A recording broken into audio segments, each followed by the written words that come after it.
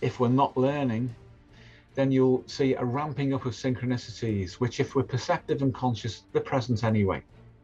They're there in the environment, they're happening all the time for reasons that we can discuss. But they constellate together and form definite patterns which we can't ignore when something is building up to say that this information is here and you're not resonating with it properly. So it has to be represented at that level.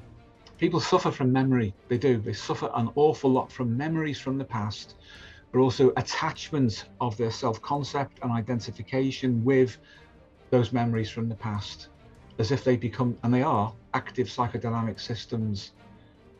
Now, if we get past that and update ourselves fully with what we had at the beginning of the journey that we were born with, they just become nothing, and we can move on. We need to find out what sent the emotion. The emotion in and of itself is the message of a kind of consciousness that the ego can't understand, other than feel itself put into a state, thrown into a state. So we have to ride the wave back. This is a metaphor. When we do that, we head back towards the meta instincts themselves. And you know what we meet on the way there? Hi everyone. Synchronicity, as discussed online with great popularity, is perhaps the most implicitly mysterious of Jungian concepts.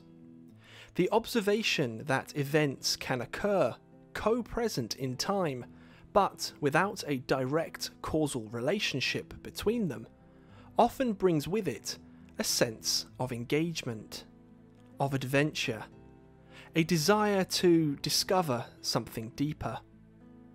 However, what do synchronicities mean? Why do they occur?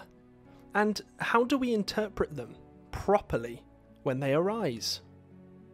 Like with most of Jung's ideas, the concept of synchronicity has been misappropriated by a vast array of pop psychologists and internet gurus.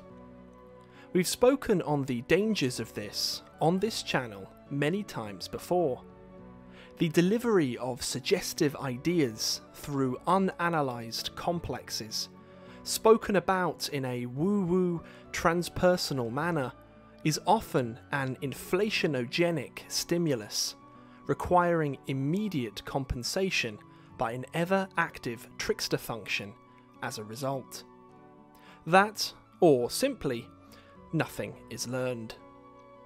So, in today's video, a 2-hour-long conversation between myself and my mentor, Steve Richards, we'd like to take a deep dive into the topic of synchronicity and place it in its proper context, that of an organic process pertaining to the individual lived life. Steve is a depth psychologist with over 40 years of clinical experience, and together with his wife, Pauline, the co-founder of the Institute for Psychosystems Analysis. Psychosystems analysis is the original and groundbreaking development in scientific, systems-based medical holism, synthesized with Jungian-based depth psychology, respiratory psychophysiology, and hypnotherapy. Steve and Pauline have been supported in this endeavour by many notable clinicians, including Dr. Anthony Stevens, Professor Ernest Rossi, Professor George Engel, Dr. Peter Nixon, and by Franz Jung, Carl Jung's only son. In May of 1992, Steve and Pauline made a promise to Franz in his father's home to bring his father's work, Carl Jung's work, into the reach of ordinary people. Jung To Live By is a part of that promise. So, in today's video, Steve and I discuss what synchronicities are as part of an ontology of the homeostatic trickster function. Understanding this grounds the concept immediately. The relationship of synchronicity to affect, instincts, complexes, the trickster function, precognition, so-called paranormal phenomenon, and meaning. Sigmund Freud, Alfred Adler, and Carl Gustav Jung in relation to meta-instinctive teleology, and Pierre Janet in relation to complexes. And, of course, how to interpret synchronicities properly, including the methodology through which to do this most effectively, both practically and in relation to the structure of the unconscious. We really hope that you enjoy. Hello, James. Great to see you again. We're back on. Hello, Steve. Together. Thank you. It's good to be back. It's been quite a while, isn't it? Yes, it has. Yeah, we've been prolific, obviously, between ourselves and with Pauline, generating videos. But this is the first time we've appeared together, so to speak, in this way for some time. For sure. It is good to be back. It feels good. Hopefully we can continue to do this more as time goes on. But we thought we'd discuss today, of course, a recent comment that we got on YouTube from somebody asking about constellating synchronicities. Yeah, synchronicities are spoken about all the time on YouTube, but not constellating. So if I screen share up your initial response, perhaps we could have a conversation around that. Yeah, please do. Okay, so the individual, Julian, says, please explain constellating synchronicities within this context. And you've replied, Steve, a constellation in this context is a pattern of connected synchronicities rather than individual ones that are otherwise unrelated. The term was used by Jung in his association experiments at the Burke-Holsley. There, they referred to repeated patterns of response that indicated a complex of associations, revealing a system of organization behind them. The term is used here to indicate the same dynamic behind otherwise random coincidence that suggests an organizing principle. Where this occurs in the present context, it can indicate an informational quantum that precedes parapsychological phenomena. It's obviously an enormous amount in there, absolutely enormous, and things I don't think have been spoken about on YouTube before, not what I've seen. So I think it's probably worth unpacking it, to be fair. Yeah, thanks, James. There is a lot of information. I do try and do this with answers that I give on YouTube, and obviously in the seminars I make it as dense informational wise as possible with an explanation. But yeah, this is a clinician's perspective, which is different than you usually get on YouTube with respect to how people talk about synchronicity. So I'm going back to Jung's use of the term constellation, which basically means an arrangement of factors that are actually related to one another.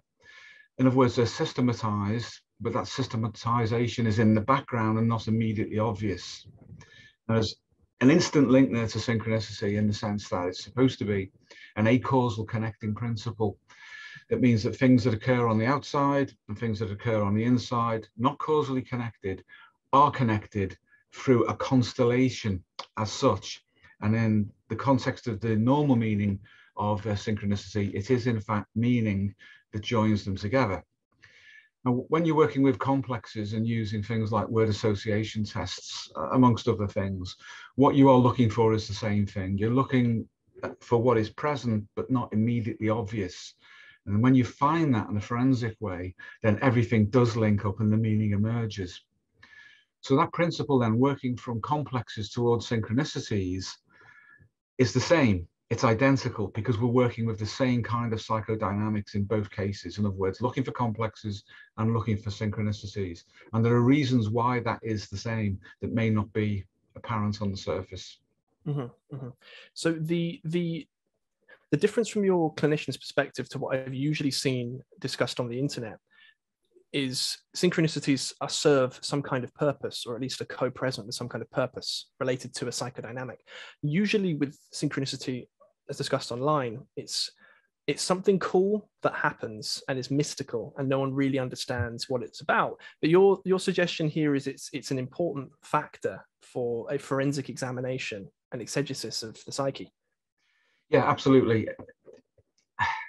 There's no other way of saying this, but it's pretty low level in terms of insight and understanding to treat synchronicities as being superficial, where they are genuine and it's not simply a projection of an occult fantasy or belief, but where it's real and you have to investigate it in order to find out whether it really is real or not. Where it is real, that does lead to much greater understanding.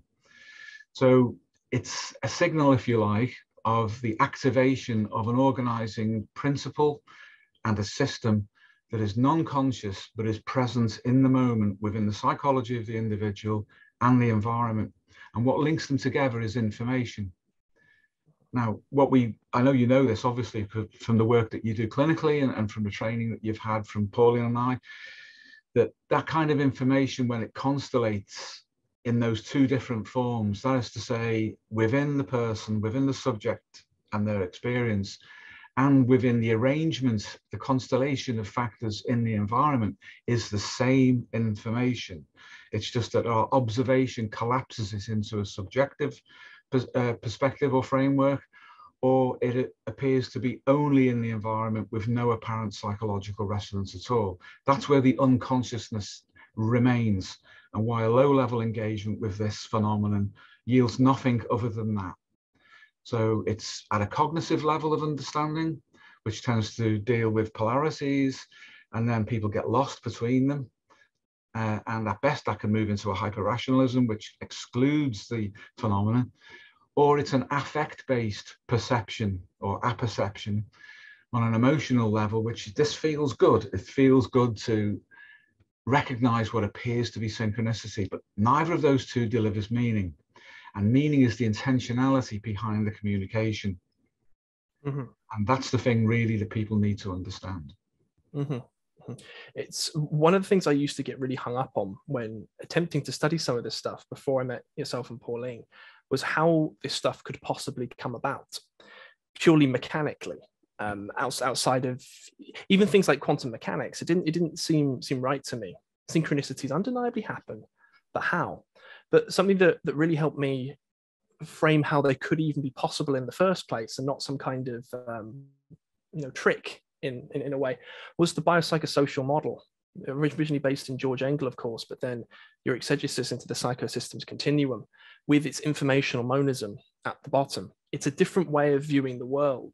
So I suppose I'm talking to the audience here for a moment. If synchronicity appears strange, it's one of those things that helped me was to see that actually what appears to be strange from our perceptions is simply another expression of that underlying informational monism.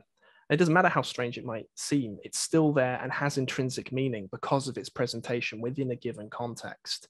Yeah. On that, though, it might be a wise idea to bring up the Trickster diagram that you're using. That would be great. Yeah, thanks, James. We have shown this before, but this is from a publication of ours, an IPSA Global Limited publication. And basically, this, within the psychosystems analytic model, this is the ontology or development of the psychodynamic trickster function. So what we're saying here is that the trickster is actually a function, and the representation of it as some kind of figure, the reification of it, can be helpful up to a point, but that description or reification of it will eventually run out of explanatory power because we trip over it. We trip over reifications. We tend to stop at the reification level. We engage then with the image of it rather than the thing, the process in and of itself. And the other important thing about the trickster is that it's a regulatory process within the individual psyche that operates also at the level of groups, even at the level of nation states. It doesn't matter how big the group is, it moves its resolution according to the level of its expression. And the level of its expression is determined by its need. In other words, what needs to be regulated and at what level. We then see this collective representation if it's at a higher register of the trickster function, and if it's at an individual or an interpersonal one-on-one relationship, then we see it resolving down to that level. So it's an intrapersonal, on the inside dynamic, and it's a psychosocial dynamic as well. But both of those are grounded in biology at one level of analysis, description, and explanation. But it also involves fields as well. And this is a very interesting area, I think, to pursue to see how this works. For sure. So I think it's probably worth, if we walk just briefly through it up to the point of constellating synchronicity there. So everything begins then with a regulating sense of homeostasis. So can we say that that's rooted initially down in the biology, and then as a resultant from that, almost to some degree, I think it's fair to say, the psychology, just the natural turnover of the individual in interaction with the environment? Yeah, obviously homeostasis was originated as a biological concept to do with self-regulation within acceptable tolerances with some latitude. But psychological homeostasis and psychosocial homeostasis works by the same principle, but in a different way. And the reason it's different is that the systems involved are themselves different, albeit built upon biology. So what you typically get with psychological homeostasis is a latency period that you don't get with biological homeostasis. Obviously, if people had to wait a long time for their biology to catch up and to balance them, that would be life-threatening. So biological homeostasis tends to be quick, but psychological homeostasis, as I say, there's a latency period because there is so much computation to be done, so much balancing out between different kinds of homeostatic regulation within the psyche and then psychosocially, that there tends to be this dragging period. So you see psychological homeostasis at its shortest tending to operate at a 48-hour trigger moment. And I know that you've said and shared this with everyone on YouTube and certainly on our training courses that there's a biological reason for why that should be the case. But fundamentally, psychodynamics are on a different scale in terms of time than biological dynamics for homeostasis. But the principle of homeostasis is the same. And this regulates behavior, but behavior doesn't operate outside of its biological context and does not operate outside of its psychosocial context. So they're all present simultaneously. So when we see the trickster function working in the way that it does, it will be projected or portrayed in a reified way because we can share that psychosocially and we can image it psychologically. But nevertheless, it's also biological. It's all of those, all present simultaneously according to one regulatory function. So going with that then, the concept of synchronicity is in and of itself an expression of what from a different angle would be called homeostasis, just directly and perhaps more obviously so. Yeah, definitely. It's informational and energy exchange, which appears at a certain level or register that we can perceive or engage with. And we can do this consciously and we can do it unconsciously. They're two polarized concepts, and there are lots of levels of consciousness and relative consciousness, some of which we can say are unconscious, but nevertheless, they are discrete levels of analysis and experience sometimes that allows energy and information to move. And when we become aware of it, it might be suddenly this is psychosocial, and we kind of collapse into a psychosocial level of register. But it's also working purely internally and unconsciously, and there will be a biological correlate to that. There'll also be a field correlate to it as well, which is where I think it gets really interesting, because as on this diagram, we're going to move into the idea of poltergeist and other paranormal kinds of exteriorization. Mm-hmm. So if it's to return back then to sort of link it up before we get to poltergeist, which is my favorite topic in the whole wide world. So the regulating homeostasis then in this ontology specifically moves into what you've written here as a guiding psychopomp. Yeah. I imagine people watching this might wonder what that would look like in its initial presentation. Polarized trickster and homeostasis might be more obvious, but a guiding psychopomp. Yeah. Well, psychopomps exist obviously in our life as real people. They're people who drift in and they perform a role, a mentorship role, that kind of thing. And this is psychosocial. Now, beyond that two-person level, they also appear in myths and fairy tales, legends, novels, films, any kind of media that has a narrative storyline to it. You'll find there's very often a psychopomp figure who often has a humble or unexpected or even rejected role in the life of the protagonist. But they are key, and the relationship to the psychopomp, the guiding psychopomp, will determine what happens next to the protagonist in such a story.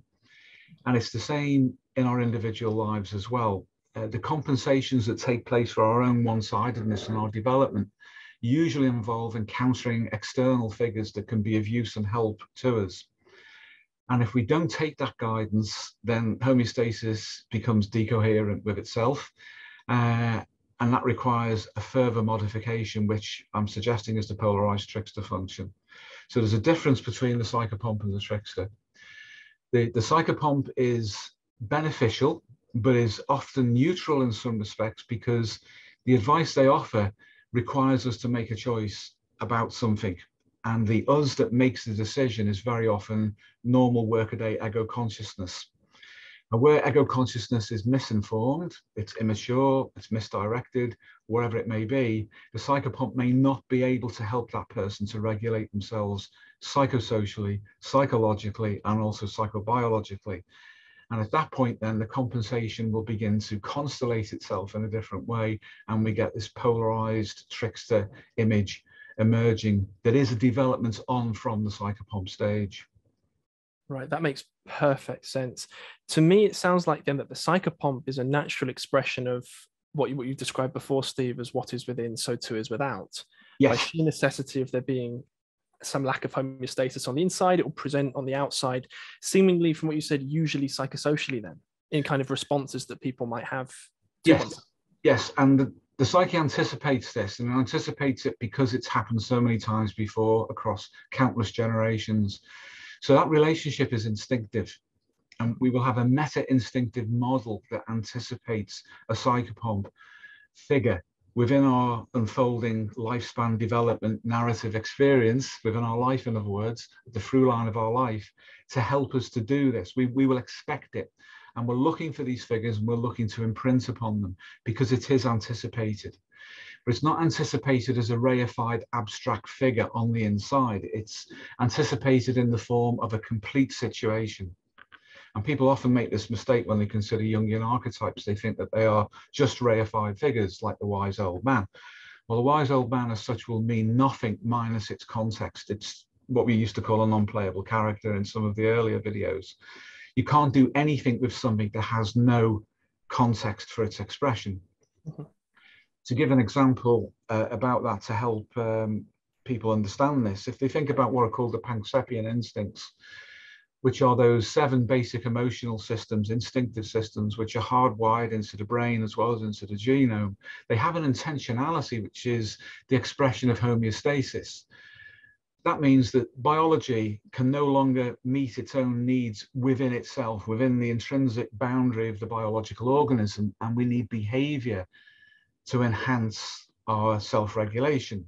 So we then have instincts which are purposeful, they have a drive state attached to them that require us to go out into the environment and get the resources we need, whether they are psychosocial or physical resources, to ensure and regulate our biological homeostasis. All of that is true. But consider this, that's fine for a relatively primitive species of animal. And we share the Pancepian instincts with many, many other species, and in an evolutionary sense, going back a long way.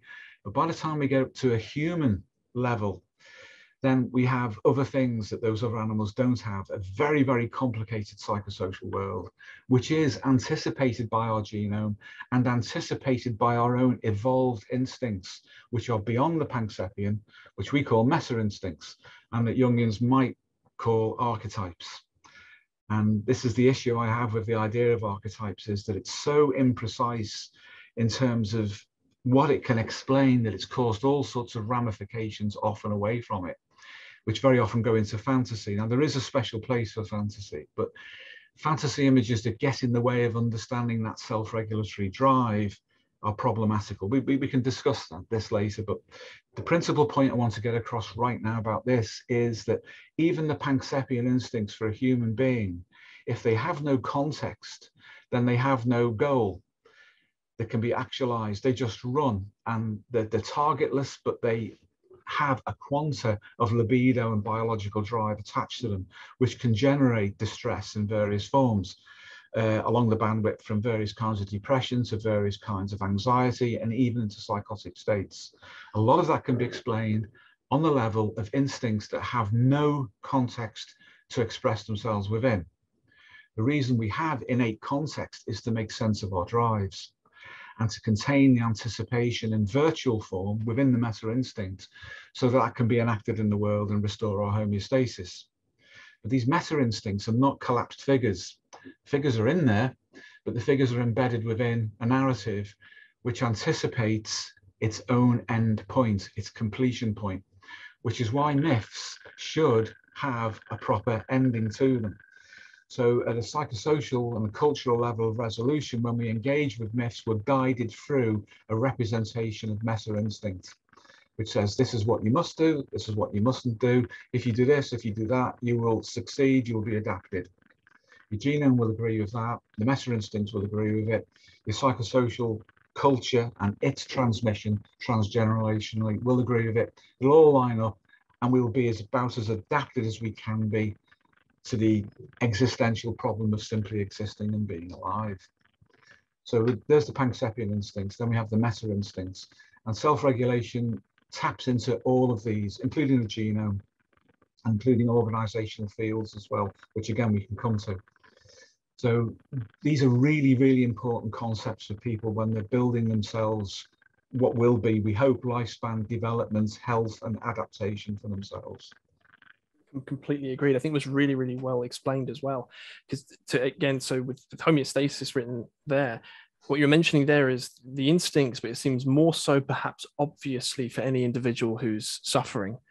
It's those meta instincts that provide the boundaries around the homeostasis itself. It's like that's the context for homeostasis, yeah, rather than it just being something that's sort of up in the air as such. You know, if that kind of makes sense. It's like, well, absolutely. I mean, what's going on inside is looking for a context, as you were saying, and that's those meta instincts. Yeah, we'll have a genetic and a field representation of that information, and it's in both places. If we can, just for modeling, conceive the genome as being a place within which information is stored, certainly a structure, but there'll be related fields as well within which this information is stored, and it's in both places simultaneously. Now, the expression of the genome into the human species, the actual representation of individual human beings, will include all of this, but there will be some adaptability that's built in. And the obvious place to look for this, for confirmation, is our evolved cerebral cortex. It's huge, it's too big in many respects. And most of that is to do with association. It's to do with processing information from without through the senses, and association through learning and storing, and having a psychosocial aspect. We have a psychosocial brain. And all of that is also instinctive. But people still have this really crude, dare I say it, Christian 19th century science syncretism idea of what instincts are, that they're primitive and animalistic, and they have no relationship to human consciousness at all. But we know from neuropsychoanalysis that instinct in the form of emotion is conscious. It's a different kind of consciousness. It's qualitatively different from the normal ego cognition that we have. And we know from clinical experience that emotional consciousness does not communicate directly to ego consciousness, to rational ego consciousness. They talk different languages. And that's a fundamental problem that we have that's evolved. It's given us some capacity to adapt, but it's given us the capacity to generate a wide bandwidth of possible kinds of neurosis. Mm-hmm. So it's very, very difficult to communicate from a rational perspective and an instinctive emotional perspective, because they speak different languages, and yet they're trying to share and express the same information, which is arising from within. Mm-hmm. So yeah, this is a complicated field, but it'd be really helpful if people could begin to grasp this and understand why emotion is what it is, why we feel seized by emotion.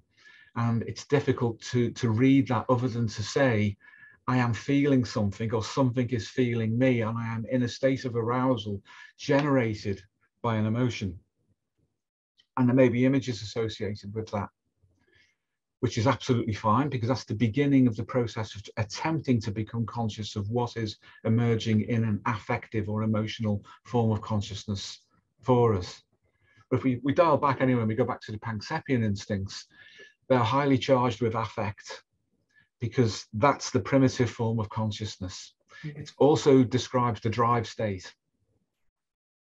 Now, if the ego, which has evolved to deal with the complexity of the psychosocial world, cannot translate affect into itself and then test that against the environment, we have a neurosis immediately. Because we don't understand our instincts, we don't understand our emotional consciousness. But there is another level of consciousness which is accessible, another broad category rather than just a level. And that's one that we describe, I know you're familiar with this, James, as meaning, because that's the best word that we can come up with to appreciate what happens when you get into that level or into that category of consciousness. And the highest, most profound and transpersonal level of meaning that you can get is that which is aligned with meta instinct. Now, some people will call that spirit, and that's absolutely fine. That's the way that the information appears within them and they make sense of it. But the context of that perception of what spirit and transcendence means, literally means, has a context which is innate and anticipated. And when we access that, we're in a different state altogether, and we transcend the polarity of affect and cognition.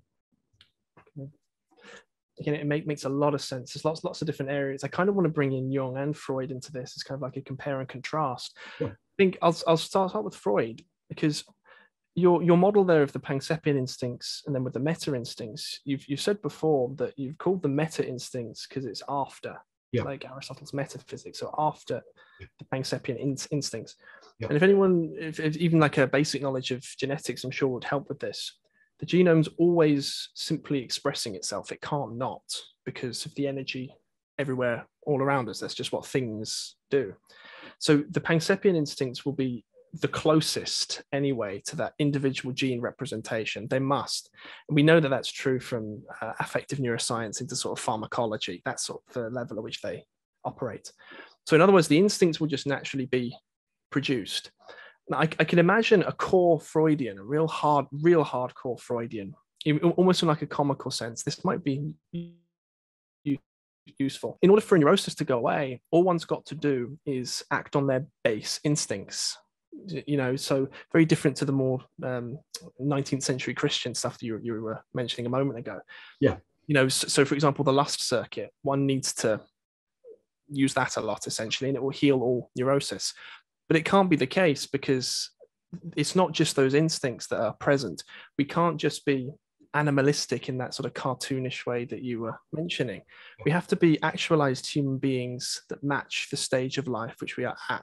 That's of course the part anyway of the meta instinctual model that you mentioned. Yeah. But then on the flip side, a real hardcore Jungian who goes with one of Jung's concept of the archetypes. Jung spoke of the archetype as being almost co-present with the instinct, as being sort of equal and opposite sometimes to some degree, and having its own form of sentience that can operate independently. But that can't make any sense either, that we've phylogenetically evolved these internal images that are completely separate to instinct.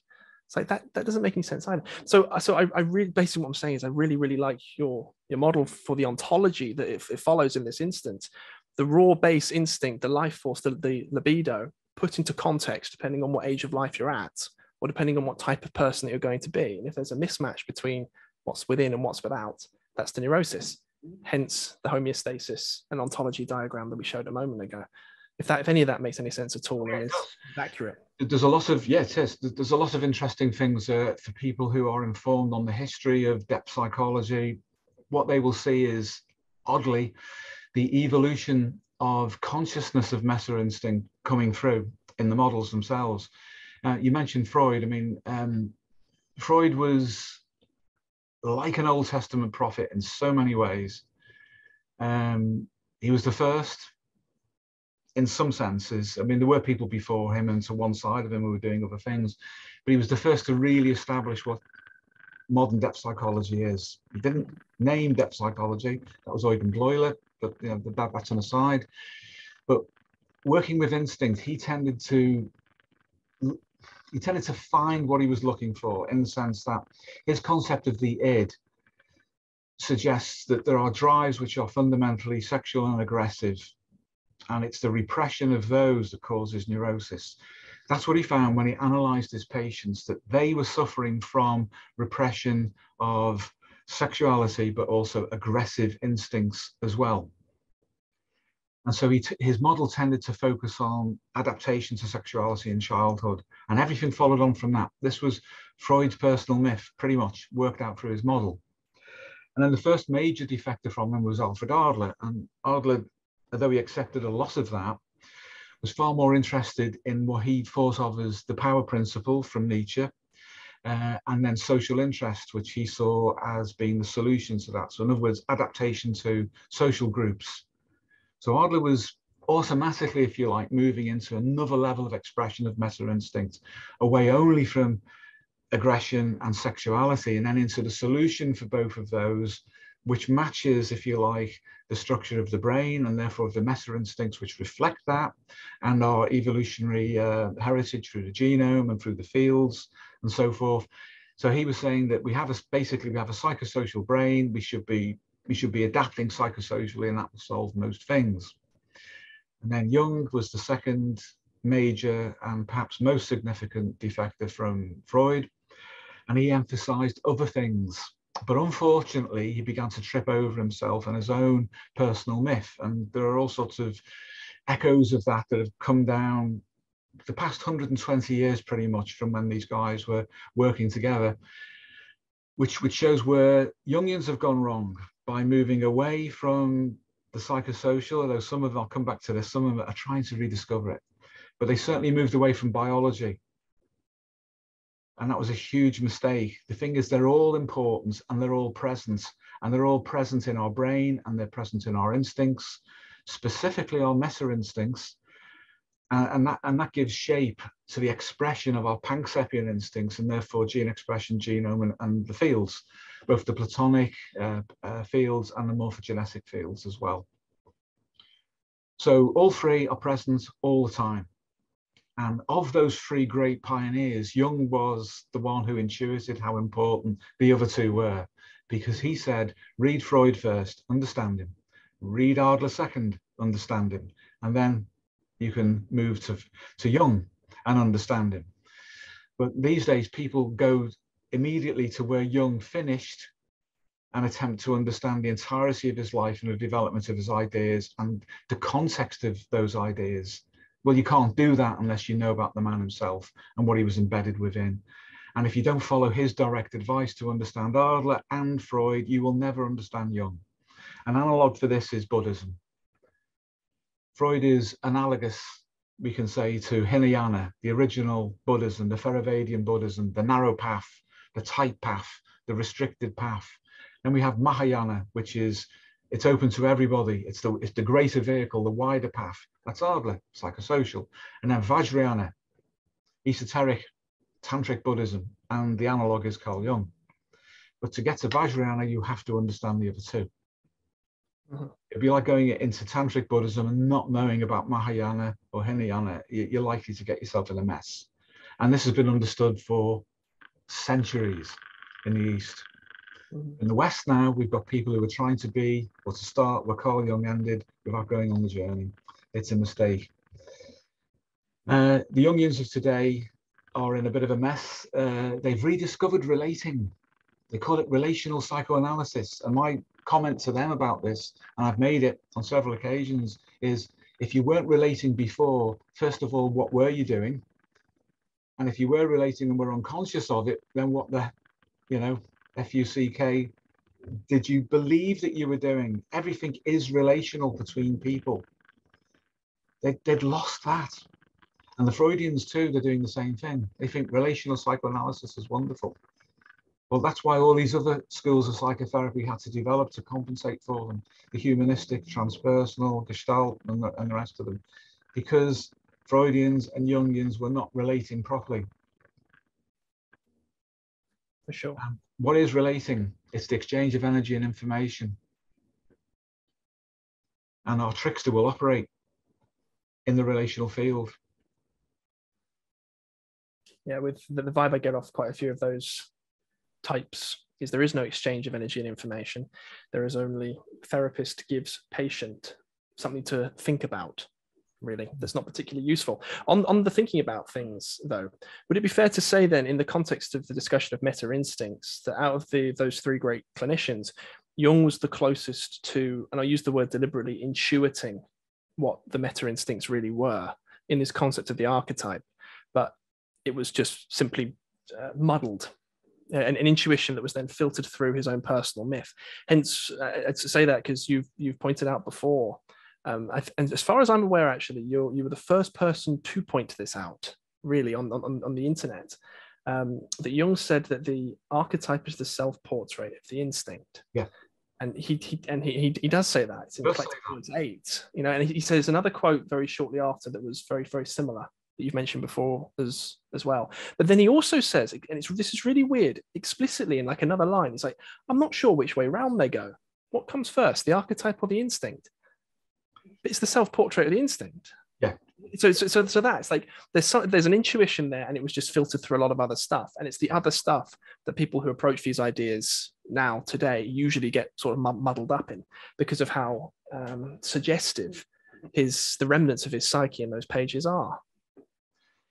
Yeah, well, he says a lot of things. Obviously, he famously contradicts himself, and his model is jumbled up, and it's only internally consistent if you accept each portion of it individually as a complete statement that is absolutely true a priori. If you do that, then it makes some sense. But once you step outside of the framework of his model as he's conceived of it, it falls apart very, very quickly. Yeah. That means there's something wrong with it. It means it's not complete enough. And it means that the language constructs that make it up don't communicate, don't exchange energy and information with other disciplines. So we'd have to say that there is only one Jung, so to speak, or one model, and Jung is the prophet of that model, and the rest of the world is wrong. Everybody else is wrong. The entire edifice of biology in all of its forms is wrong. Every other school of psychology is completely wrong.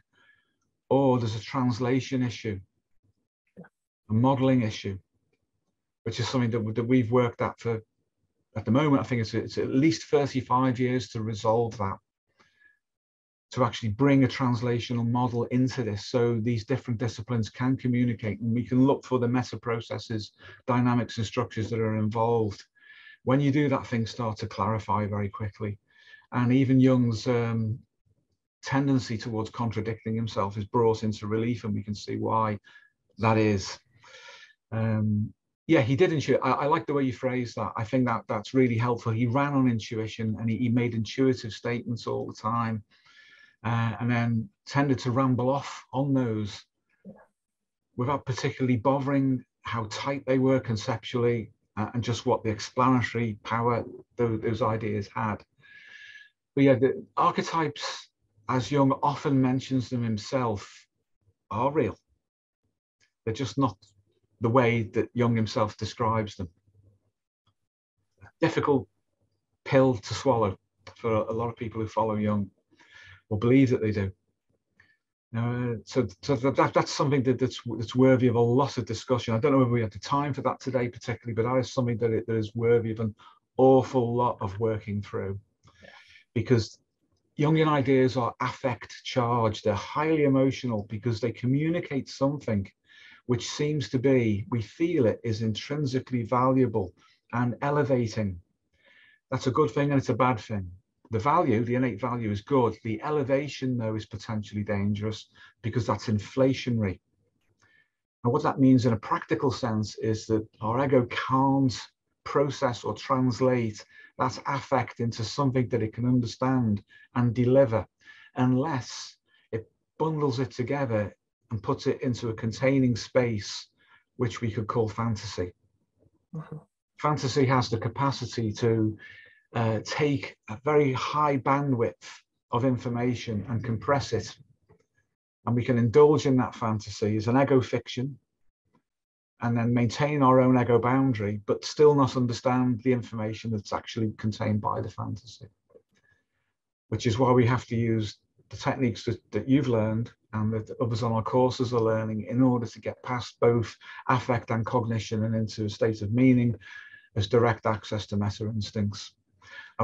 To keep in the context of the video, synchronicities are expressions of energy and information and homeostasis, which appear as part of this overall system. And when we misattribute what synchronicities are by inflation and affect, then we don't get to understand them. And that's a huge problem. Mm-hmm. Agreed. So to return back then to what you're saying here, we haven't really gone over Trickster, but we've spoken about Trickster on the YouTube channel recently, in our recent series. But I think what we've effectively done there, hopefully, is to put synchronicity into the context of those meta instincts, and the meta instincts into the context of what its purpose is psychobiologically and psychosocially. So I guess it's kind of like a back of the hand statement. Whenever synchronicities are appearing and they are genuine, one is looking at an attempt at homeostasis, or at the very least a signal indicating that more optimal homeostasis can be accessed and achieved. Yes, and it's dynamic, of course. So that homeostasis that is being sought is a kind of precognition of a future state that is possible to achieve. Mm-hmm. So we can say that the anticipation that is latent within the synchronicities, that is trying to represent itself and is seeking integration and understanding, is a precognition of a potential future state which will move us forwards. And sometimes we have to go through a phase where we're out of homeostasis in order to change the overall regulation of the system. Otherwise, we would flatline very early on in our life, and any potential we have wouldn't have any intrinsic energy, any potential for movement. So we're continually going into a state negatively with respect to homeostasis in order to achieve a positive goal downstream. So we're under pressure all the time. And we usually experience this as instinctive pressure coming from within, which is affect-based and drive-based. But we also get the synchronicities and eventually perhaps even poltergeist or even psychokinetic exteriorization, paranormal, parapsychological phenomena, which again are projections forward into the anticipated future in some cases. Sometimes they also refer to the past, interestingly. Mm-hmm, mm-hmm. It's a super useful framework for trying to understand these things. It brings things right down to earth. But I have to ask if we can touch on exteriorizations and the parapsychological, because you put it here obviously as the next step after synchronicity, because usually they're included in kind of like the same camp, but you sort of increase the resolution there. Yeah. When these things appear, the more strange stuff. In fact, before I ask you that, is there an obvious distinction that might be useful for the guys watching this between synchronicity and things that are more paranormal, or do they kind of blend over with each other? That kind of makes sense. Well, I would thank you for that, James. That's a really good opportunity to try to clarify this. Some things that appear to be synchronicities only appear so because we're not perceiving the entirety of the situation. So in other words, we're only seeing the synchronicities, but there's something else going on. And an example of what else might be going on might be precognition, for example, the anticipation of a future event, which occurs wrapped in other synchronicities or other phenomena, which we can legitimately call synchronicity, but it's masked. And that masking is all about perception. What are we aware of that's actually happening? Are we distracted by the synchronicities and therefore don't see other things that are happening? Because taken together, this is a field phenomenon that only collapses into specific things because we look at it in a particular way. So in other words, you can have poltergeist and psychokinetic or other paranormal phenomena occurring with synchronicities, but the distinction between the two depends on how we're looking at it and what we collapse into. So I'm saying it's the same information represented in different ways. Now that said, if we look just at homeostasis, then this is a clear path and it does happen this way. First of all, we have the biological homeostasis represented by the symbol at the beginning of the arrow there and regulating homeostasis. That's normal. That emerges from our biopsychosocial and quantum biopsychosocial context. So that's a healthy ground state. The guiding psychopomp is intrapsychic, personal, psychological, or psychosocial. That's regulatory and it's anticipated. And we all have an implicit or a tacit understanding of this, which is why mentors and mentees meet one another, because we're meant to. People are meant to meet these people, and it's part of the nurturing. And nurturing is regulation homeostatically of a person's potential. If that doesn't work, say in terms of our personal development, then the trickster will appear as a polarity. And polarities are innately neurotic, which is another trap that Jungians fall into by seeing them everywhere. What they're basically doing is generating opportunities for complexes to create more neuroses by chasing after polarities. Polarities are a bad thing because they're extreme and they tend to cancel one another out more than they tend to combine together to produce a third position. They tend to just cancel out, so it's bad. But the polarized trickster's there because the trickster will both give positive and negatives. It's a dynamic interaction. And what we're meant to do with the trickster when it's actually resolved into focus is to understand the message that's being delivered. Generally, we'll get teased into doing something. In other words, you'll be offered something positive, which may only be humor. And the emotional affect correlate of being in a state of humor, we feel good. But at the same time, within that is locked the potential to wreck things for ourselves because we're too attached to the affect state of humor. And humor bonds people.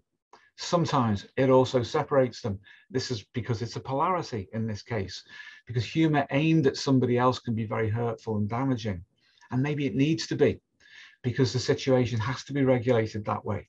So the positive negative dynamic that's co-present is necessary for internal and psychosocial regulation. But the greatest difficulty is, what does the ego do about this? How conscious is it of the possibility of being led into a problem by the trickster? That's why it's called a trickster. It plays tricks. So it's a natural dynamic. And what comes after that, if we're not learning, then you'll see a ramping up of synchronicities, which if we're perceptive and conscious, they're present anyway. They're there in the environment, they're happening all the time for reasons that we can discuss. But they constellate together and form definite patterns which we can't ignore when something is building up to say that this information is here and you're not resonating with it properly. So it has to be represented at that level. It'd be useful to explain this now that consciousness is a superpositioned phenomenon. In other words, it's in several states simultaneously and in several forms of representation simultaneously, because fundamentally consciousness is only information that we can collapse into a specific level of analysis, description, and explanation. And each of those is a cognitive function. The cognitive function of analyzing something, the cognitive function of describing it, the cognitive function of explaining it. So they're all cognitive functions. It's really important to be able to do that, to be conscious. Now, when we're not conscious of these things, then they appear, because of their intrinsic energy, to arrange themselves superpositionally outside of ourselves as an arrangement or constellation of patterns of meaning. Because meaning is the key. When we go in, we find meaning, and if we're not finding it there, it arranges itself outside. So each of these steps are incremental, but they can move dynamically. So it's possible, for example, to move from synchronicity back to psychopomp, from trickster back to psychopomp, or if something's particularly urgent, to move from psychopomp directly into paranormal, parapsychological phenomena. It is dynamic, but there is a core of a linear progression here to it that's dependent upon the level of representation of this superpositioned information. So constellating synchronicities happen like that. And what happens then too is that it's bordering on parapsychological phenomenon, and we may get precognition, telepathy, morphogenetic field resonance going on all at the same time. What does the ego do with that? Well, if it's overwhelmed, it'll turn it all into a fantasy, or it will refer it back to an existing fantasy. A fantasy system, which in effect then is a complex, which has been generated by the ego when the ego has been overwhelmed and could not find meaning, in order to, as I say, to safely parcel this off as a placeholder. And that can siphon energy off, and we can carry on with our daily life up to a point by indulging in fantasies. But we don't actually solve the problem of understanding the information which is presenting itself to us if we do that. I'll stop there because that's a lot of information, and there's so much more that can come from that. There is. I think it's why I mentioned right at the beginning the utility I've personally found in moving away from a very, I still do it of course, but a very mechanistic way of thinking about stuff like this towards an informational view of things, it's much more, it allows one to play in the Pancepian sense, I guess, with the information much more, instead of automatically excluding and trying to fit things into little boxes. That you mentioned there towards the end about not indulging fantasy, and the implicit assumption there and in this is that there is meaning underneath everything. What I've seen a lot of people do online, I used to do this too, would be to look at this synchronicity and almost treat it like a dream, to amplify off of it, to be like, what message am I meant to receive? If we do that, of course, we stay basically within ego consciousness. Yeah. When whatever's in there, our ego identified complexes, etc., will just filter what we're doing, and including lead to fantasies that aren't particularly pleasant. I've seen that happen with people too. Yeah. But the real means to go about doing this would be, first of all, via affect. Yeah. Leading down towards a sense of meaning, the meaning that's at the heart of the regulating homeostasis. So in other words, the meaning that is at the heart of that meta instinct.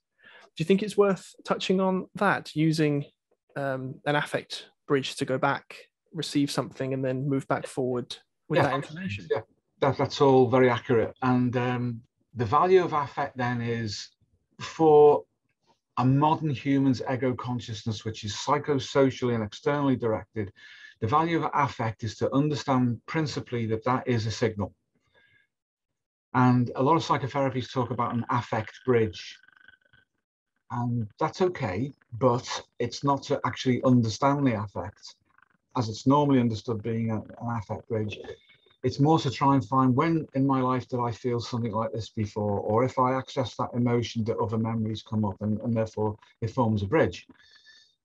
Well, that can work, but you may only, as you've rightly indicated, remain within the level of your ego field, the field of consciousness, and its associated complexes. So you'll find your complexes. And I would, for baseline justification for this, quote Jung, when he said that free association, for example, he thought was great, but all it would do is get you to your complexes. And so therefore, if you free associate off a dream, this is Freudian free association, off a Freudian dream, you're going to get into complexes, and you're not actually going to get into the meaning of the dream itself. You move away from it, because the process of free association, because it accesses associations, leads into complexes. Off we go.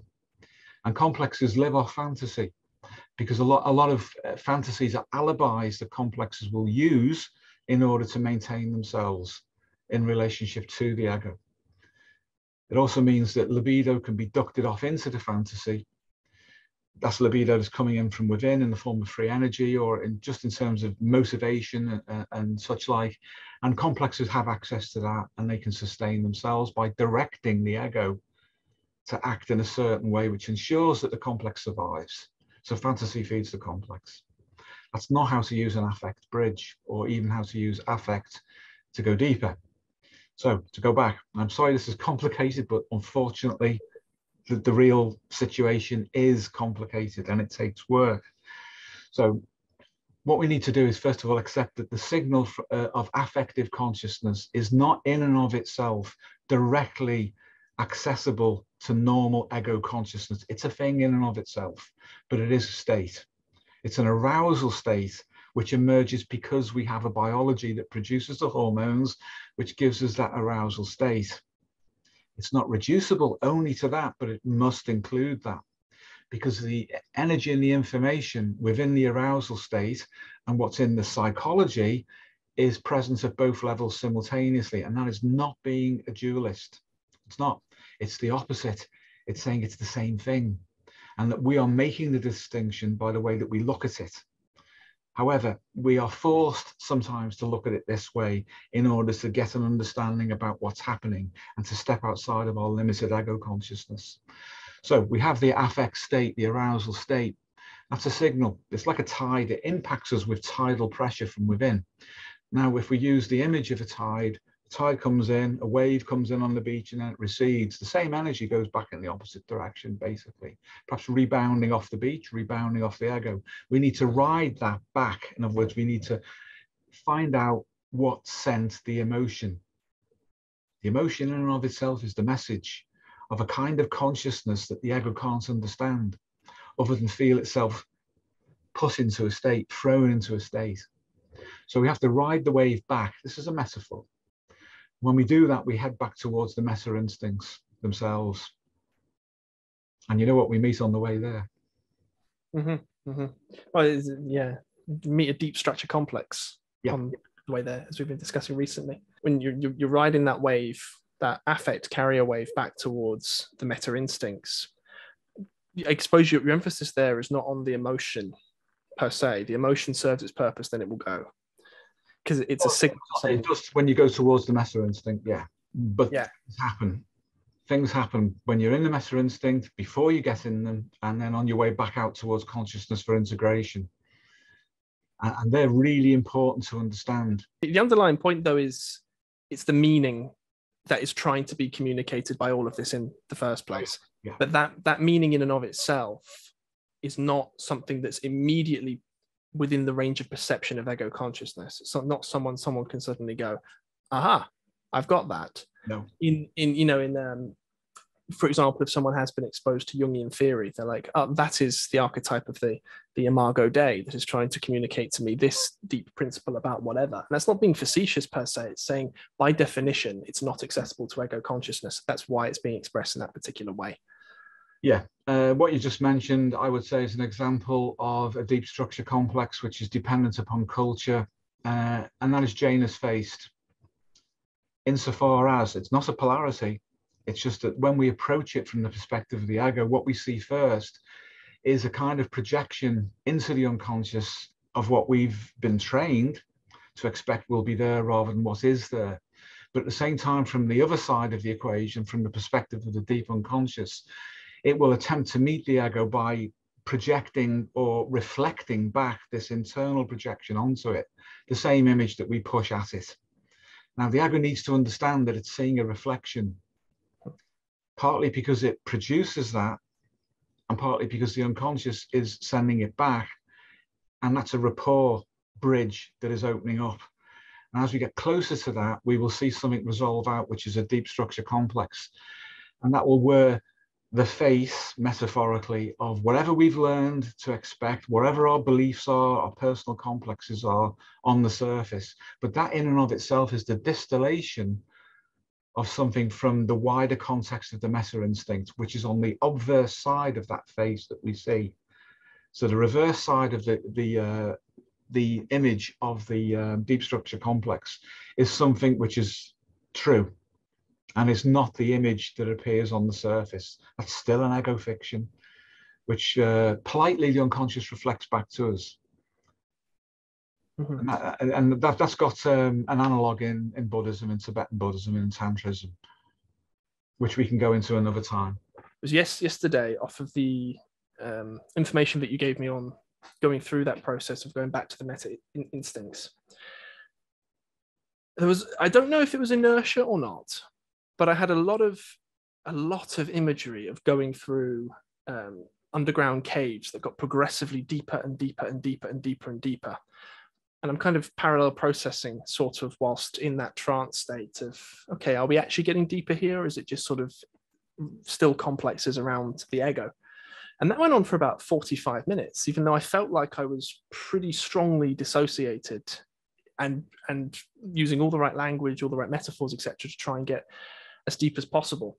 But the images that kept coming up were things that I'd recently experienced or consumed in everyday life, if that kind of makes sense.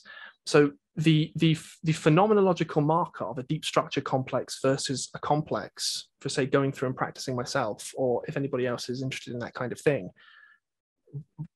have you got any advice or information around that? Yeah, it's we can only model it in a linear way because that's useful for consciousness to arrange itself. That's the way we normally think. Whoever we are, whatever our cognitive style, we tend to arrange things in a chunk way. And that's because of the way information processing works in the brain. It operates by chunks. So we're amenable to that kind of model. However, internally, the representation of these systems is this phenomenon of superpositioning. And I honestly think that's absolutely key to understand why lots of things happen at the same time. Mm-hmm. And that we can mistake that for being chaotic when it isn't. If you see what I mean, the organizing principle is at work, but our capacity to perceive that in a clear way is limited, because when the ego turns its attention internally, it attempts to model the inner world as it does the outer world through a modeling, if you like, based on senses. So we tend to see images, hear sounds or imagined sounds, or the kind of imaginary representation of sound in all sorts of different amplitudes and strengths. Mm-hmm. And yet that background is not chaotic. It appears to be, but it is not. And this is a point of divergence perhaps for Buddhists who would regard it as being chaotic. Well, there's a rightness about that, but there's a limit to how far you can go with treating what appears to consciousness internally as being chaotic. And I'm going around in a circle because these concepts are unusual, but it's the way to actually bypass a lot of the problems that routinely emerge. Mm-hmm. So yeah, I think we should go through through that psychodynamic systems hierarchy, which is different from the Engelian one. And then just describe that, and then some of the other diagrams that we have to help people appreciate just what they're up against and how to work their way through. I think that's a really good idea. What if we start off with this one? Yeah, thanks, James. So this is a psychodynamic systems hierarchy, which is different to the George Engel one. And at the top, we've got Jung's idea of the persona. So briefly, without going too much into that and being distracted, that essentially for us is a flexible membrane between ourselves and any other person. So it's two-person and above level of interaction. But for us, it's co-created. It's created by other people as much as it is by us. Some of it is learned to the point where it functions independently, and some of it is in our immediate awareness. So it's a flexible membrane that's co-created. Behind that, then, we have our immediate, or beneath it on the diagram, we have our immediate consciousness. That's limited to the Miller number, so-called, of 7 ± 2 chunks of information. Those chunks are of apparently indefinite size, but in a functional way, they are limited. But we can chunk our experience, and we can even parallel process through the Miller number when we train ourselves to do it. So in effect, we make bigger, wider, deeper chunks of information processing, but every day it's limited unless we really train ourselves to expand that. So that's the immediacy of consciousness that sits behind the persona, which is the psychosocial membrane across which we interrelate with others. Then we have our self-concept, which basically is everything that we can refer to when we think about identity, personal identity, along the whole of our life. We identify with it. We have a memory. That was me in that memory doing something that I identify with doing at that time. And memory itself is a broad category. It includes affects, it includes somatic representations, it includes attachment to places and to people in the past. It includes the persona that we had at that time, all sorts of things. So it's big, and it's not conscious all of the time because it has to use our Miller number of our immediate consciousness. And it does that by intruding sometimes under its own directive energy. It's also where we get this thing called self-identified, self-concept identified complexes. They're those things that we have learned are us. Some of them aren't, some of them aren't, and where the conditioning of us by others occurs. We identify with these things. And downstream of that then, or really it's upstream, further back into the unconscious, we have aligned complexes. These are ones that we are aware of, but we don't identify with. They might be unpleasant and attached to previous learning or to tasks we don't like doing or things that we feel that we're not competent at, whatever it might be. But we know they're there, we don't identify with them. And deeper down than that, we have the non-aligned complexes, which are effectively completely unconscious with respect to the ego. However, they have a consciousness of their own as every level of this stack has a consciousness of its own. Beneath them, we have something called the resultant image. And the resultant image is two-way. It's a little bit like the persona in that sense, that it's co-created. The resultant image borrows experience, but it also reflects all of those levels which are below it, and it comes up dialectically with something which is the result of those processes. So when we have what Jungians call an archetypal image, then that in effect will be a resultant image. It is not, according to the Jungians, an archetype as such in and of itself. It's the image of one, but that's co-created with experience, and there's a result. And these mask something called deep structure complexes. And that's where we're at this moment before I shoot off ahead and get beyond where my explanation has been able to get to thus far. Cool. Okay. So I'm going to try and anticipate any questions that might come from guys watching this. With resultant images then, so they're emitted specifically, if we consider things in a linear way, and of course you've already suggested that they're not necessarily. It's useful for modeling. These are emitted by deep structure complexes then? They are, or they exist sometimes independently even of them. They just sit there, and we're more likely to be conscious of resultant images than of deep structure complexes. Okay. So in which case, presumably, and anyone who's done this, any kind of altered state of consciousness or fantasy or daydream, they remove their attention from the outside and go inwards.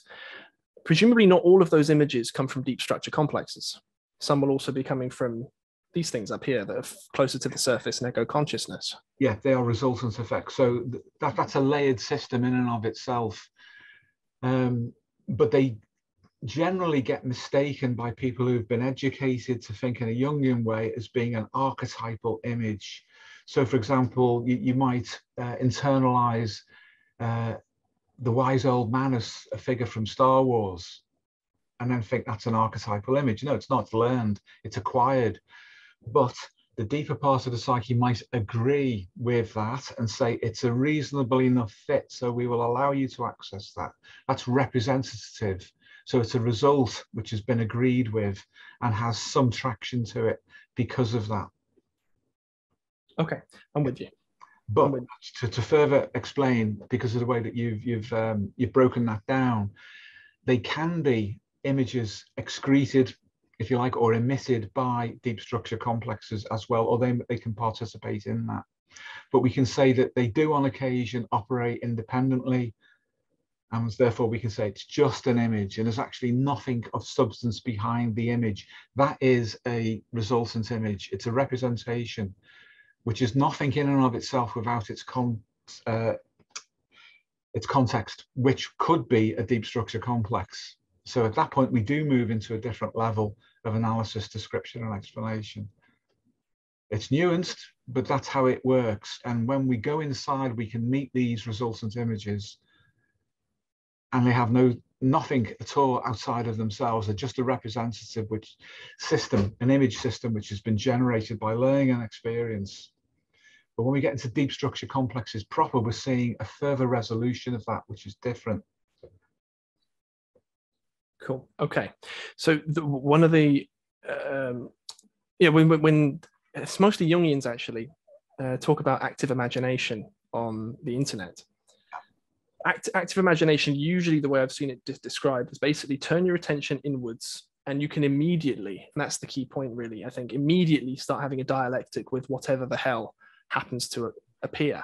Mm-hmm. And regardless of how right or wrong that is, it's certainly not down here. It's still, at the very least, at that resolution, going to be within ego.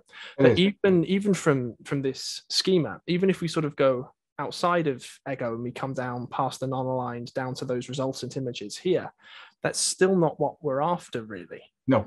In order for a sense of meaning, we've got to go even deeper than that because of this system here.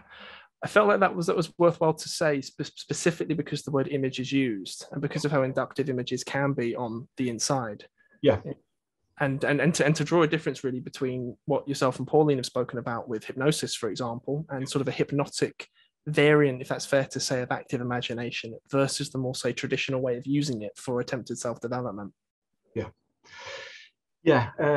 Active imagination is a loose term for lots of different practices, despite the fact that it's defined in a specific way by the Jungians. When you actually talk to them about what they're doing, or you utilize the technique yourself, if you have a proper, I'm going to call it this, a proper level of insight into yourself and into the psychodynamics of others, you soon see how superficial that is, and it passes for what they want it to be, but it isn't.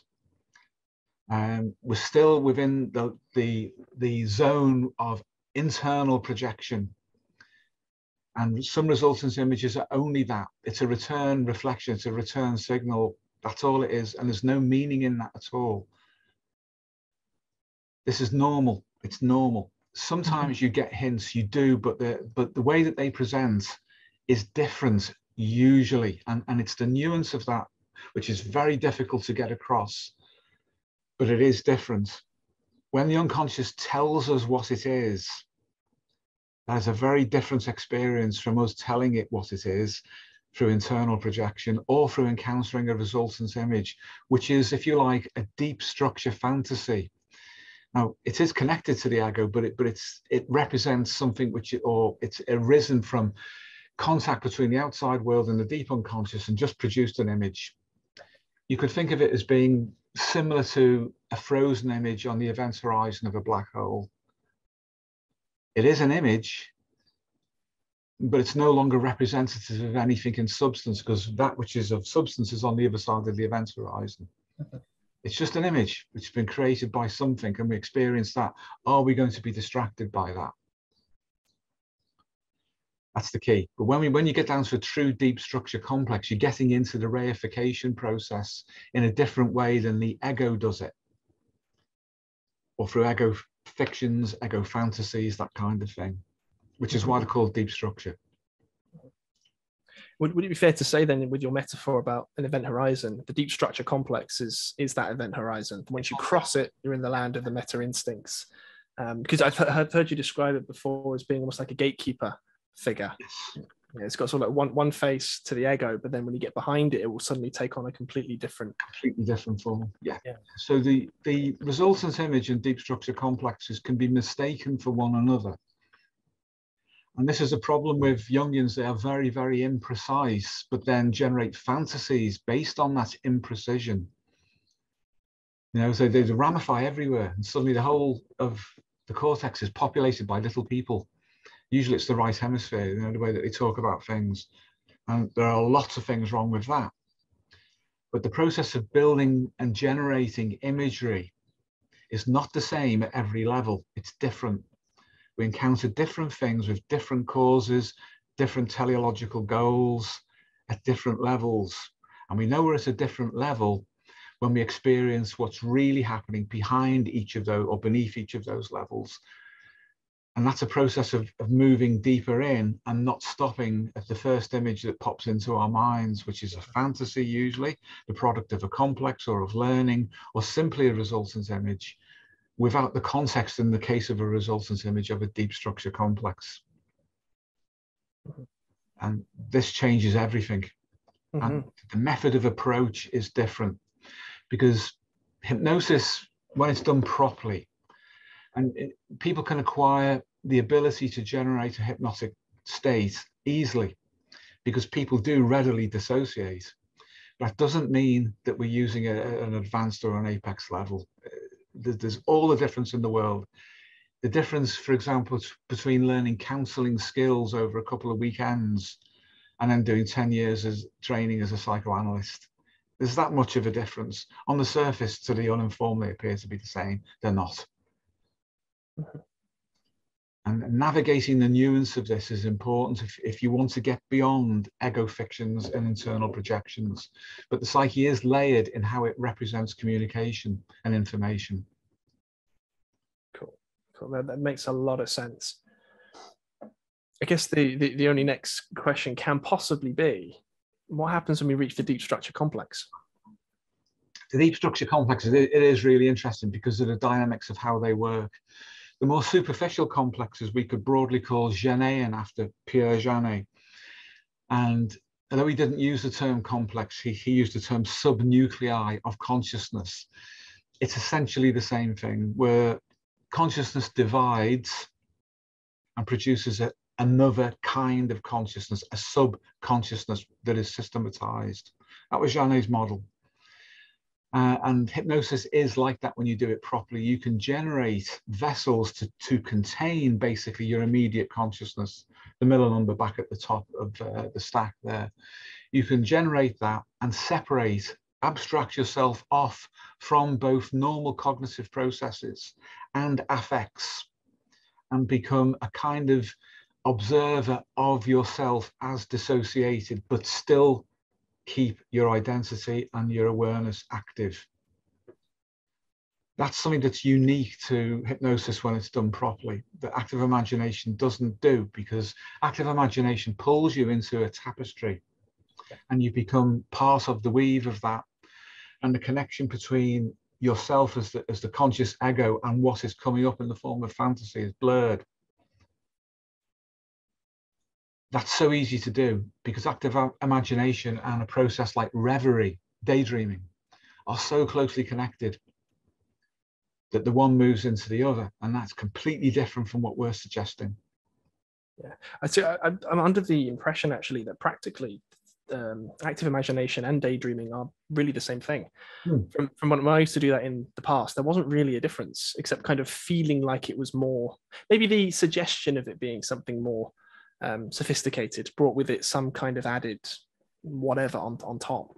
But doing it with hypnosis is so much better. So much better. Yeah, because you do experience the dissociation, and it's of such a profound impact when you do that.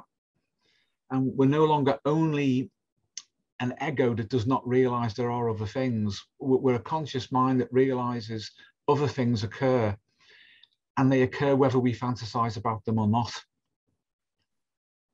And that includes the dissociation from our somatic perceptions and sensations as well. And unless somebody's gone through this, they won't probably, and it's understandable, it's not a criticism of people, they won't be able to understand the difference unless they actually go through it. But we have a systematized approach to doing this, which is based on Pierre Janet, but it's not limited only to the progress that he made, which is important in separating ourselves off so we can begin this journey and actually get there quite quickly back into the context of the meta instincts.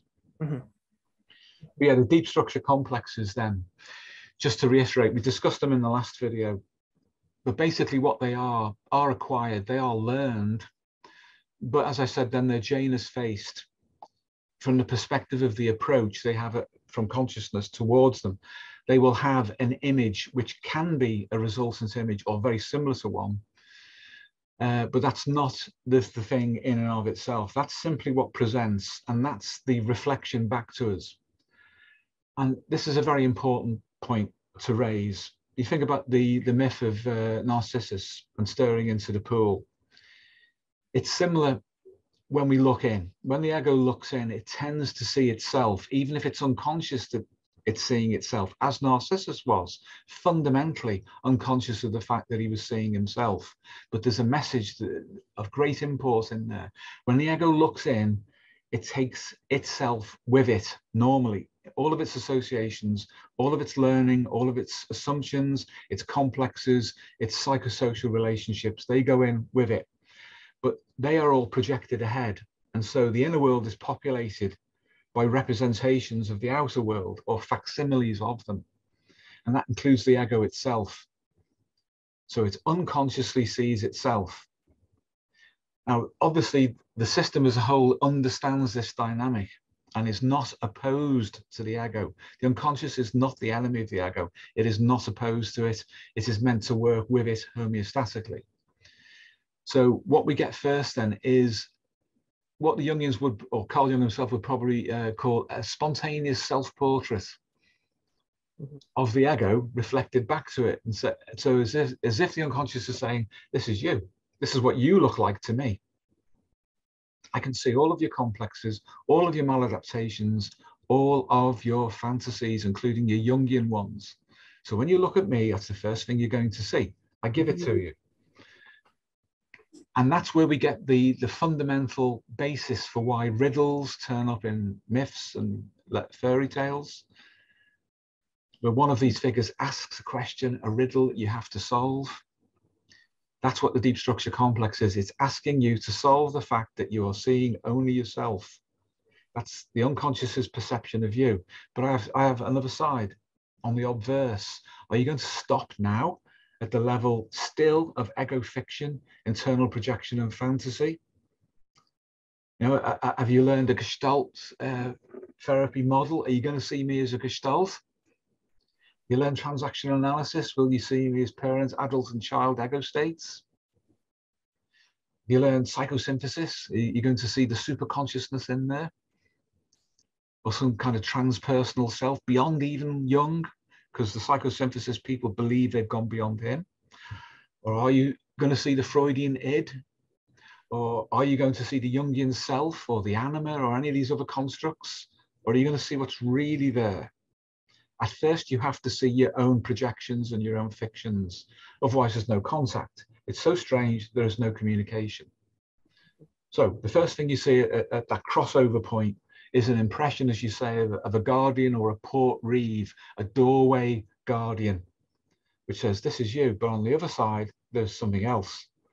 And the reverse side of the deep structure complex is the resolution into sharp relief of the meta instinct that represents your need right now. So there's a polarity apparently there. It's not, it's a bandwidth of one thing, which includes both the ego's attitude and that which needs to compensate for it, co-present. But the perception the ego has will insist on seeing its fictions first. The way to deal with this, and this is without explanation at this stage, is to accept the image and recognize it for being what it is, and then essentially asking the question, asking politely in a mannered way to be allowed to pass through the portal. If you do this properly, then in metaphor, the deep structure complex reified into an image will gesture over his or her shoulder and show you the way. And can you go in there? Or are you still hanging on to your ego fictions and fantasies? And when you think about it, everything I've just said now is common in myth. The representation of this deep structure knowledge is known culturally and is transmitted culturally down generations upon generation upon generation. The surface structure of the myth will change, but the deep structure will be the same. This is what Jungians mean by an archetype. But the difference is that we acknowledge that it is learned as well as innate, and it's one system. Well, if someone goes in looking for an archetype, it's exactly what you've just said. They will not get beyond that deep structure complex because they think that they're looking at an archetype when they're not. They're looking at something that's so non-ego. It's a representation of biopsychosocial dynamics taking place within the body, really, is probably the best way to put it. Which therefore is not an archetype. So the map is not the territory. And that, I imagine that's the main trap that people have when they come to this kind of theory. It is, because the theory that we acquire without the unconscious, without asking the unconscious, not even allowing it. We hear this expression, even I use it occasionally, allow. How can we allow the unconscious? The unconscious will do what it bloody likes. The ego cannot allow, it can only cooperate. Mm-hmm. And it's best to do that in a mannered and respectful way. Oddly, that seems to work. It's as if there is an intelligence which appreciates that kind of approach, so that the ego understands its limitations and its fictions and projections. So what we see then is the narcissistic internal projection of the ego first. And it's inevitable because we have no other way of understanding what is within, unless we borrow what is without as an image for what is within. But that's not the truth of the matter. That generates fantasy. That's where they all run aground, all of them. And that's why they keep reproducing it. It's a repetition compulsion. Just like you're getting a neurosis, they keep repeating it. I have more fantasy, more myth, more fantasy. On and on and on and on. They're not actually getting there. But once you actually cross the threshold into the meta instinct, you're into something that is very different from the facade, the persona, if you like, of the deep structure complex, which is to some extent a reflection of the ego and its learning and expectations and projections. Once you're in there, it's a completely experiential phenomenon, which might be somatic. You might feel rather than see. It might be vocalized through sound, spontaneously from within yourself. The images that might turn up, and I realize I'm suggesting all of this, everybody has to find out for themselves. Might be an African savanna 200,000 years ago, might be. And there might be all sorts of things going on in there which are communicated through eyes of characters who are in context, or the place, the perspective that you have in there, and that inner certainty that comes about from being deeply connected with yourself at an instinctive level. Once you have that context, you then have a different category of consciousness, which is based not on cognition or affect, but of meaning. And that meaning is what Jungians would call numinous. It's transpersonal, it's transcendent, it's non-ego, but you feel it. And that then can be reattached, if you like, to this vessel that we've created by hypnotic dissociation, and then taken back up into normal consciousness, where it can unpack inside the self-concept and start to make changes, shift and move things around, get rid of complexes, update basically your operating system from deep within. But on the way back up, you can encounter affect again in its pure form. And it can be overwhelming on the way up, more so than it was on the way down. And the reason for that is that when you get into the meta instincts, you don't stop there. The affect literally, and the effect of you being in the meta instincts kicks off the Pancepian instincts, which are pure drive towards goals, and they mobilize instantly. And by the time we come back out, and we're on our way back up to ego consciousness, the tide of Pancepian instinct will push forward as very highly charged libido and affect. And we hit that on the way back. And that can be really, really powerful in terms of emotion. But again, it's not assimilated ego consciousness. So we have to be careful. And then when we approach ego consciousness, we need to bring meaning with it rather than affect. We can get derailed or distracted by the power of that effect on the return stroke, and we need to be prepared for that. Mm-hmm. So to tie things then back to the previous video that we did, this is just immediately shot into mind. If there's a synchronicity cluster that's taking place, or a parapsychological cluster that's taking place, essentially by one name or another, is this what's being asked of the ego? Whether or not this is the specific methodology per se, but the idea to go inside, away from ego consciousness being, I guess, the key point, finding a sense of meaning, and then updating the self-concept to bring balance back to that homeostasis. Yeah. So bringing a little bit more of healthy meta instinct into one's daily life in kind of a colloquial way. Is that what's being asked, basically? It is, and the fundamental way to understand this is in a non-linear sense, that so many things are happening at the same time. And that to go back up to immediate consciousness, we can only ever be aware of parts of that at any one time, or chunks of several of those elements at any one time. We may, for example, be aware of the fact that we're out of balance, and we feel that as a neurosis, and that neurosis may be physical. We may have physical symptoms, and we may be aware of that an awful lot. So that a big chunk of our conscious processing is taken up with somatic symptoms or disturbances in psychosocial relationships. So our ego is shrinking all the time around the neurosis, but the solution to it is present and is active and is pushing. And sometimes that solution, in terms of the amplitude of the energy quotient attached to it, will generate synchronicities or parapsychological phenomenon out in the environment as an attempt to bring consciousness into relationship to it. And there are systems, occult systems, traditional occult systems, and religious practices to try to do this. And sometimes they're effective enough. But depth psychology is different because it moves consciousness, it moves the ego, it takes the ego with it on a journey which is unusual, and there's probably not been anything quite like it before. And in that sense, the system as a whole has to adjust to it, to the degree of resolved introspection that this path offers. Fortunately, it does do. Because at least we're going in with a proper, stable ego with proper boundaries. Ego strength is really important, which is why we do everything we can to build that before we go into the meta instincts consciously. Now, having said all of that, meta instincts can erupt spontaneously. And they do so surprisingly, very, very quickly and suddenly, and in the background very often. It's like a flash of information.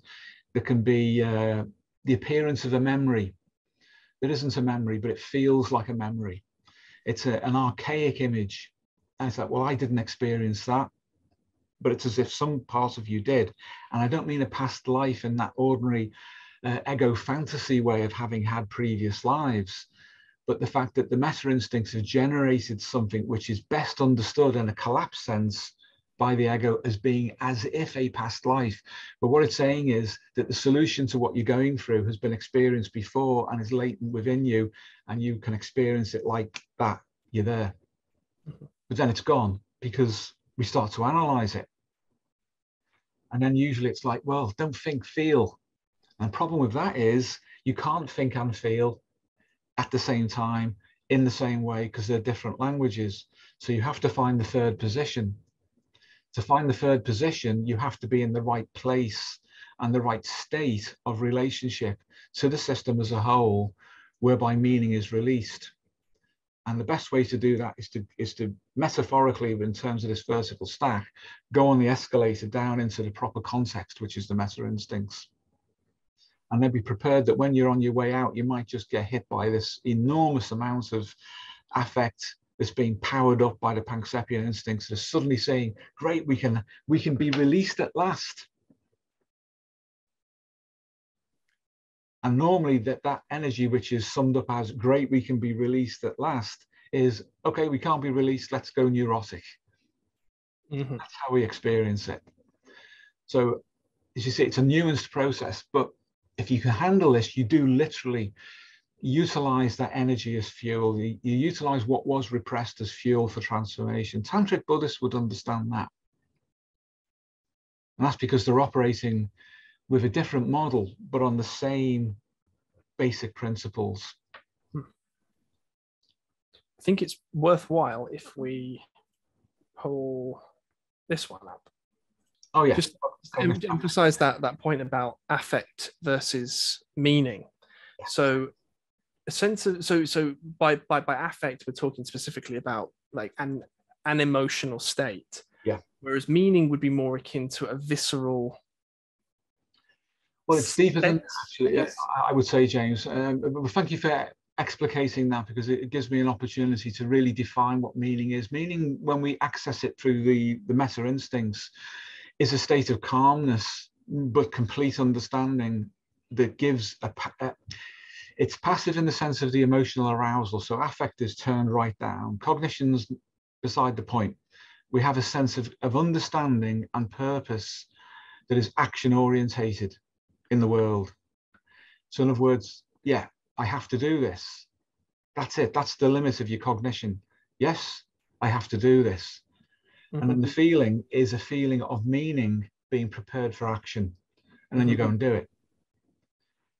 And the relief that you feel then, say, from negative thoughts, from OCD, like traps of rumination, circulatory thinking, or neurotic affect, is because we've aligned properly. Everything on that psychosystem's continuum hierarchy is properly aligned and moving towards adaptation in the world. And it gives us a sense of purpose as well as meaning, which is qualitatively different.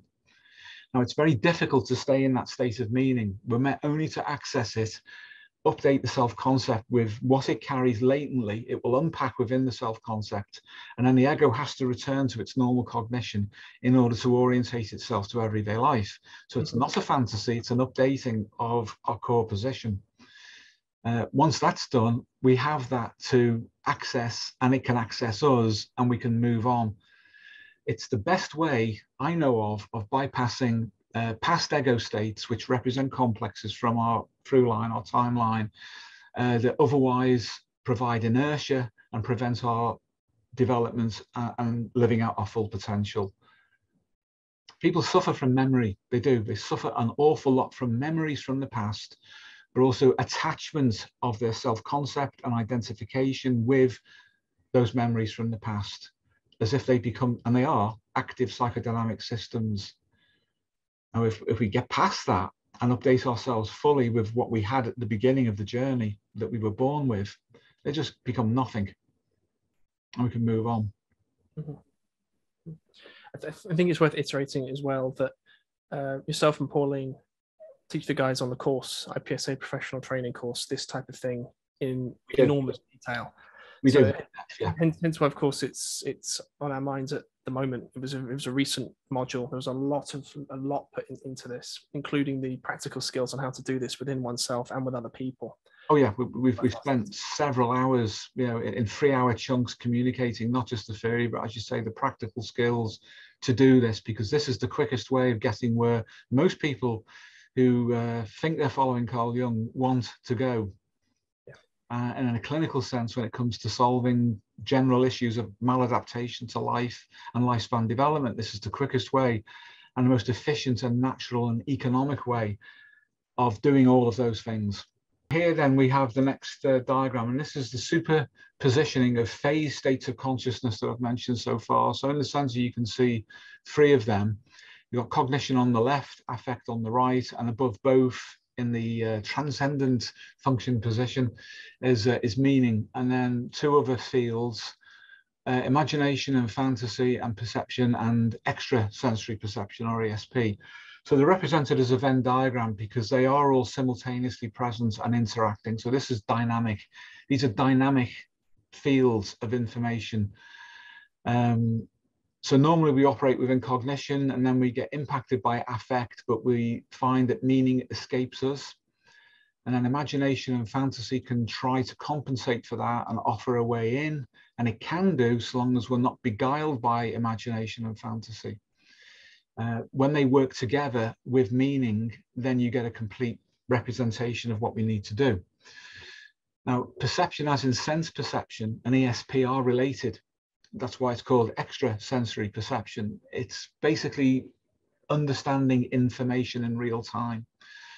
And with extrasensory perception, we can have phenomenon that presents in real time that are outside of the information capturing capacity of the senses, which is interesting in and of itself. We can come to that in a moment. But so this is the superpositioning of phase states of consciousness.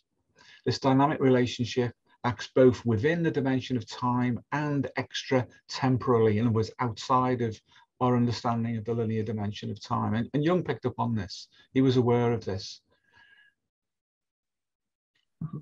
So if we can perhaps move on to the next one. And there we are. So here we see basically the above diagram, which is embedded within 2 kinds of field: the Platonic field, which basically is Hameroff and Penrose's model of field, also our own from the 1980s, Pauline and my own, when we developed the informational monism model, and then the morphogenetic field as well, which crosses over with it, which is Rupert Sheldrake's idea. And Rupert Sheldrake was a huge influence on us from 1981 on our work. So this provides the potential then for the non-temporal exchange of energy and information, which is superpositioned past, present, and future to our consciousness, our ego consciousness, simultaneously.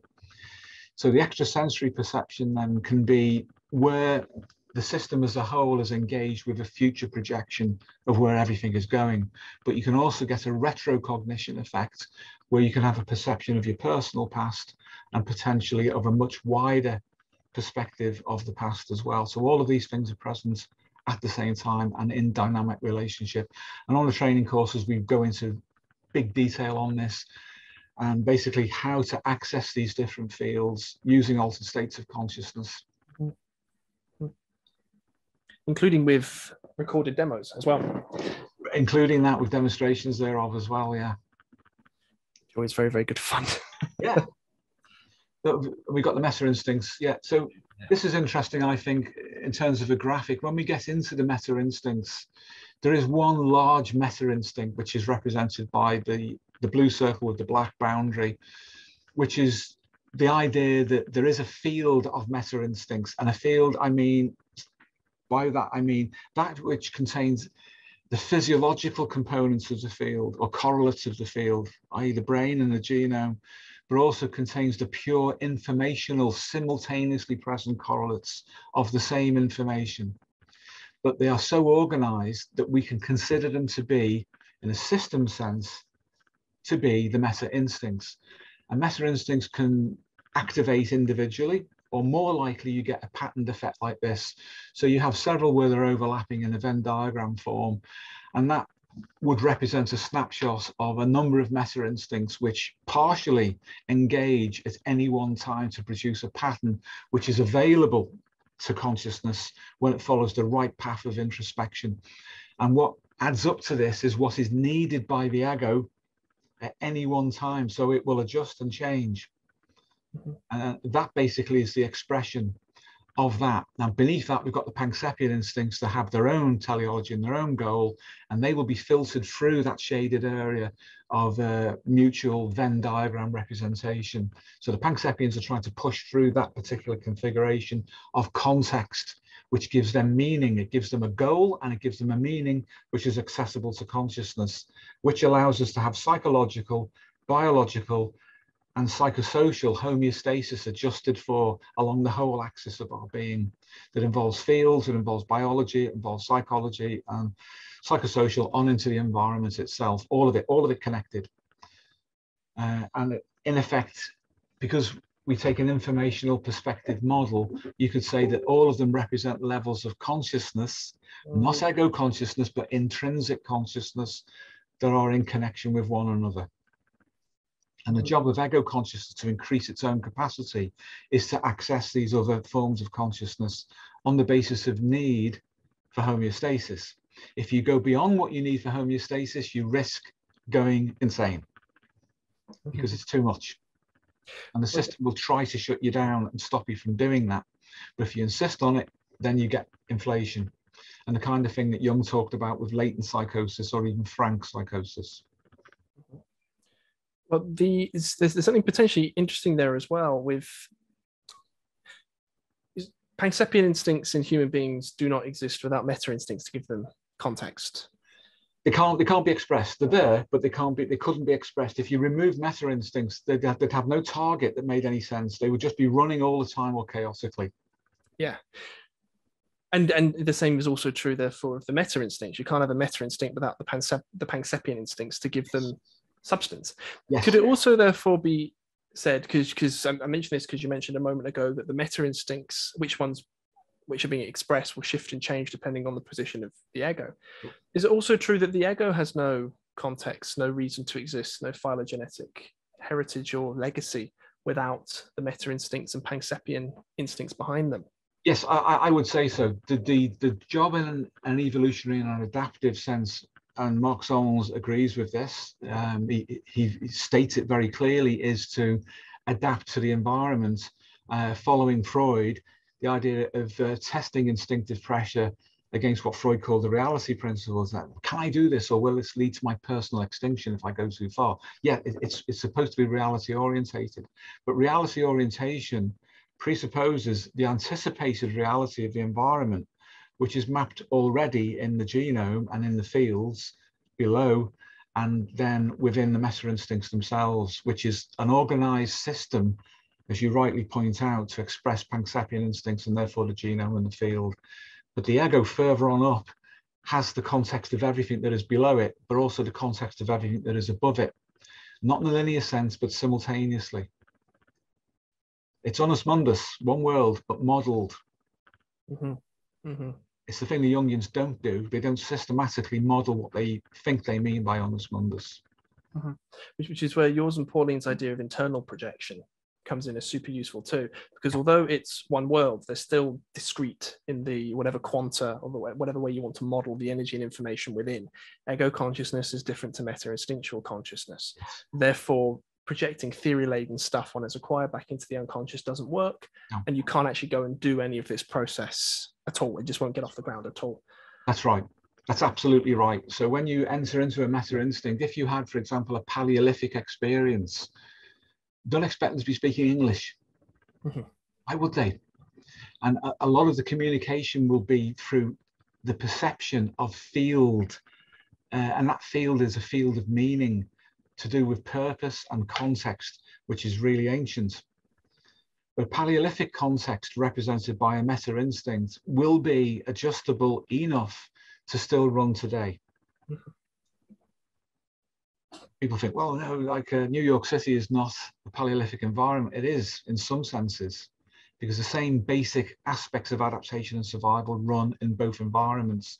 One is more complicated than the other, arguably, but it's still similar enough that we need meta instincts to be able to make sense of a modern urban jungle environment or savanna-like environment. So in that sense, if we align with whatever meta instinct image or representation is presented to us, it will be usable in the present circumstances, and we will feel better for doing that. Sure. So, nope, that's it actually. Yep. All right. Yeah. But there's a lot there. There's a huge amount there. There is. I'd like to expand on a lot of this stuff, and it's probably best saved for another video, I think, Steve. Okay. No problem at all.